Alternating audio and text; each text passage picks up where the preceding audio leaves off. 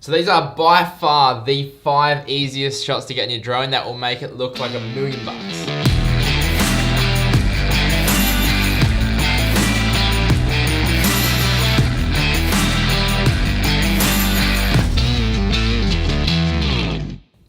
What's up guys, Andrew Murph here, and on today's tutorial I'm going to teach you my top 5 cinematic drone shots to get you up in the air, get you killing it with these drone shots. They're super easy, but they look real effective, so let's just jump straight into it. So these are my top 5 drone shots that I absolutely love doing, and they're pretty much my go-to for every single shoot that I do. Obviously I've got the Mavic 2 Pro and the Mavic Air, and they work on both of those. I'm pretty sure they'll work on every single drone that I'm aware of.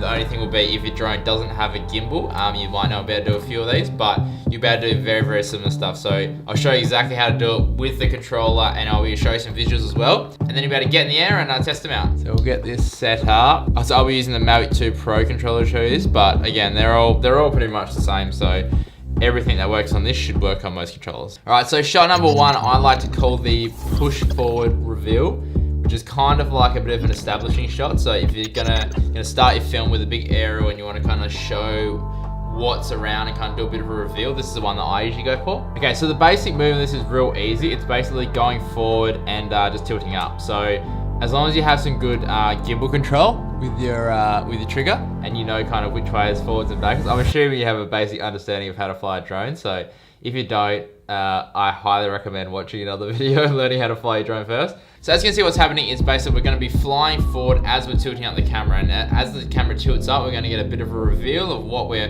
kind of in store for, or what we're getting set up for the film or whatever you're shooting. So the big thing you have to remember here is make sure there is nothing in front of you and you're not going to hit anything, because obviously as you're flying forward with the camera down to start off with, you can't actually see where you're going. So make sure there is nothing in front of you. I will not take any responsibility for anyone crashing their drone on this tutorial, so don't crash your drone. So basically we want to figure out where we want to finish the camera shot. So we want to, frame a city or frame, subject or something. We want to figure out what that framing is. And then from there, basically we want to just pull back on the right stick just to fly backwards. Make sure there's nothing behind you. Double check to make sure before you do this, but pull back, fly back. You can go probably, 100, 200 meters to give you a bit of distance. You want a bit of distance, so as you tilt up, you're getting a bit of motion blur as well, hopefully. And it'll feel like you're kind of flying along. So we'll fly back, and then we'll get into position. So for the Mavic 2 Pro, I've actually set this button to tilt my camera down, but if not, then just wind your tilt dial all the way till it goes pretty much top down, and then you're ready for the shot. So basically now it's as simple as basically going forward as fast as you want, making sure not to go left or right too much, just go basically straight up. And then as you're going forward, you're gonna be slowly rolling this finger. So as you're going forward, slowly roll this up. And then if you have some smoothing settings done, then you can let go and it will stop, but just try and make it as smooth as possible. So again, going forward, tilting up, and then when you get to the end, you can either roll it off. So either come in here and roll it off, or let go depending on what your smoothing settings done. So that is as easy as it gets, guys, and that is the push forward reveal. Number 2 is the exact opposite. So it's the pull back reveal. So we're gonna get back into position and we're gonna do the same thing, but instead of going forwards, we're gonna go backwards. So again, guys, make sure there is nothing behind you when you're doing this. I don't want anyone commenting below saying they've crashed their drone because they're trying this shot. Make sure you're either high enough to not hit anything or there's nothing behind you. And now let's get set up to this shot. So once you're in position, we're going to basically tilt the camera down all the way until we are facing all the way down. And then same as the other one, instead of going forwards, but we're going to go backwards. So make sure you pull straight back instead of on the side, straight back, and then start tilting the camera up. And basically you'll be able to see how fast you're going, because you should be able to see where you start the camera should kind of, as you're going back, stay in the same spot. It kind of looks like you're tracking it, but then as you keep going, obviously the camera will keep tilting up and you'll reveal the subject. So yeah, going backwards, tilting up, and then again, roll off or let go if you've got smoothing set on, and then you can actually keep going. So I usually, after my shots, if I'm doing like a reveal, I'll always keep going a little bit further. So get the reveal and then keep going.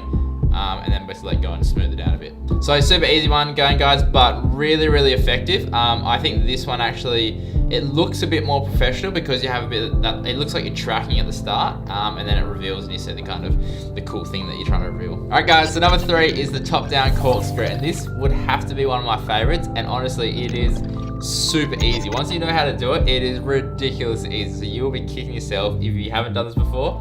But after this, you'll be absolutely killer and you'll nail it straight away. All right, so this one, guys, you don't have to worry too much because obviously we're just going to be going straight up. There's going to be nothing up above you unless there is. Make sure Again, make sure you figure out if there's anything you got to hit before you do this. Don't rely on the sensors, because I have before and it ended badly.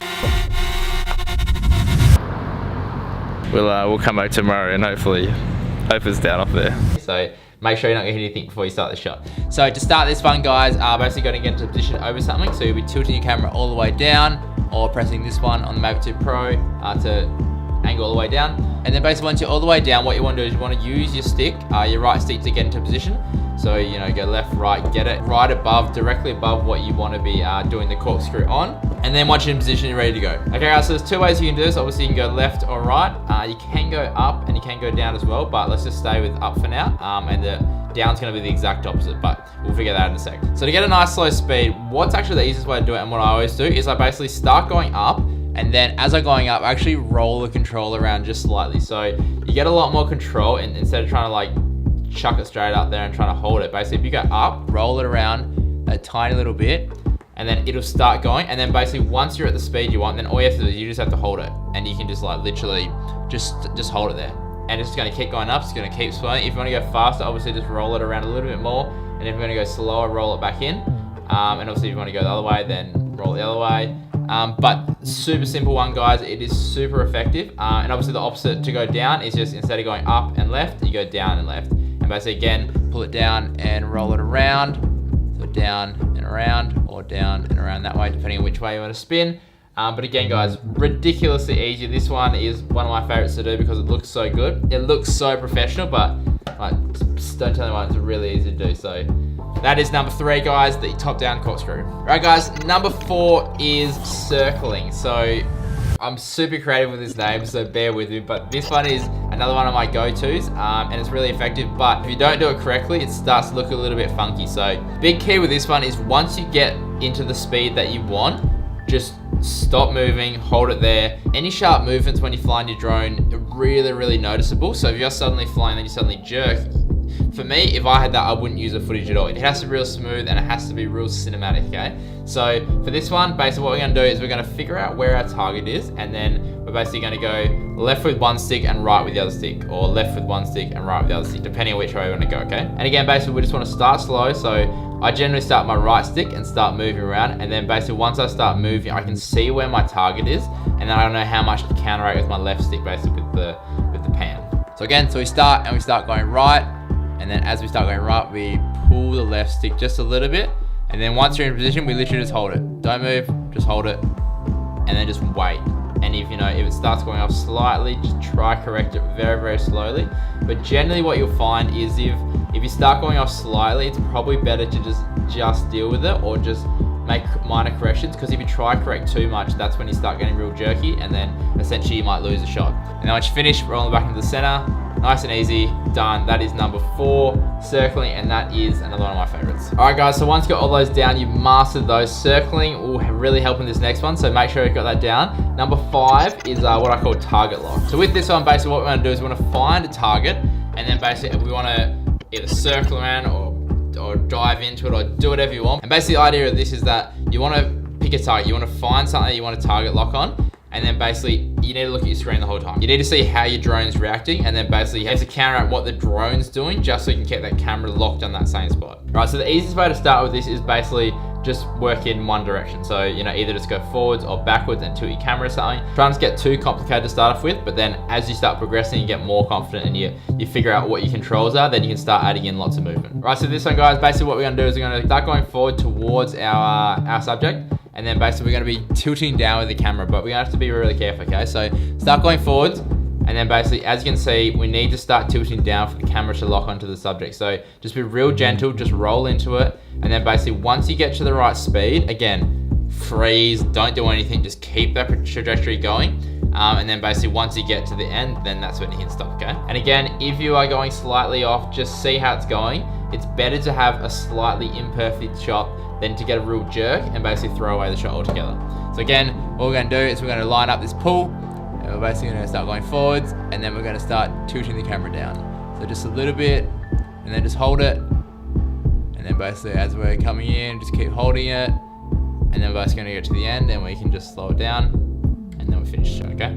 So there's so many things you can do with this, guys, and it can get real complex real quick. But the best way to do it is just start easy. So just start with, going forwards, going backwards. Once you've nailed that, then basically you can start going like forwards and sideways, and then basically trying to counteract that, adding in a bit of the circling as well. So guys, once you got this, just go absolutely crazy with it. Like, I go forwards and sideways and go up and tilt down the camera and do a spin as well. Like, they're literally endless, and you've basically got essentially like 4 axes, but then you got the camera tilt as well. So kind of like a 5th axis, if you can say that, but you can create all kinds of wild stuff with this. So guys, that is number 5, and that is tug and lock. All right guys, so once you master all these, and again, just start getting wild with and add in different types of movements. These are just the basics, and then once you got these down, then you can just start going wild. And of course, it wouldn't be a top 5 if there wasn't a bonus chip. So the bonus shot that I've got for you is my absolute favorite, and it is the absolute most dangerous as well. So please be careful, okay? I'll give you the tips about how to do it, but I don't want to see crash drones all over the internet, all right? Just be careful with this, be smart, and if you feel like you're not gonna make it, then don't do it, okay? So shot number 6 is threading the needle. So this one is my absolute favorite. I only use the Mavic Air for it. I do not touch it with the Mavic 2 Pro just because it's a bit too big. This is real tiny, so you can fit through little gaps and you don't have to worry too much about, clipping little things and maybe the sensor's going off too much. But the idea behind this is that you want to find a gap, a hole, whatever you're doing, and you basically want to line it up. So you can't fly this generally in the standard mode. You're gonna have to put sports mode off to turn the sensors off, because what's gonna happen sometimes is if you fly too close to something, and say if you're flying through a hole and there's trees above you, if the sensors pick up something below it, it's more than likely to throw it up into your hand. So if it goes through and there's trees under here, it might go boop, boop, boop, boop, and it might throw it up into a tree, which is gonna make it even worse for you guys, okay? So definitely turn on sports mode, but be very careful with this, okay? So the way that I do it is I basically fly into the gap, and basically try center myself. And because obviously these things have awesome GPS, they've got absolute amazing, tracking of where you are and positioning wise. Basically once you line it up, you can generally just fly back and fly straight through. You just have to do minor adjustments. Obviously be aware of wind and stuff as well.